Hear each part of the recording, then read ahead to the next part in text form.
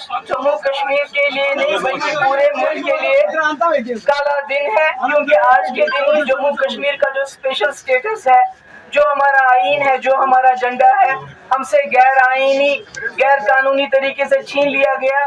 और उस आईन, उस मुल्क के आईन, हिंदुस्तान के आईन की धज्जियां उड़ाई जिस आईन ने हमें वो झंडा और वो कॉन्स्टिट्यूशन दिया था। मैं अपने मुल्क के लोगों को बताना चाहती हूँ कि आप उस वक्त खामोश रहे, कई लोगों ने जश्न मनाया, मगर आने वाले वक्त में जो इस मुल्क का आईन है, जिसने इस मुल्क की बुनियादें जमहूरियत और सेकुलरिज्म पे रखी हैं, उसको खत्म करके ये इसको एक मजहबी मुल्क बनाएंगे। और जो तिरंगा आज लोग शान से लहरा रहे हैं, उस तिरंगे को बदल के ये भगवा झंडा आपके हाथों में देंगे।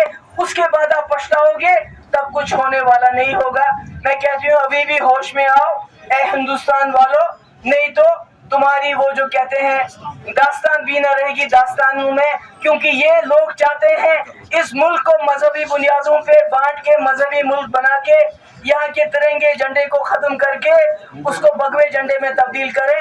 मगर मैं इनको बताना चाहती हूँ कि जहाँ तक जम्मू कश्मीर का सवाल है, न सिर्फ हम अपना आईन, हमारा स्पेशल स्टेटस आपसे वापस लेके रहेंगे, बल्कि जो मसले कश्मीर जिसके लिए यहाँ लाखों नौजवानों ने शहादतें दी हैं, यहाँ के लोग कुर्बान हो गए हैं, मुल्क के जवान भी कुर्बान हो गए हैं, हम उस मसले को हल करने के लिए आपको मजबूर करेंगे। Thank you.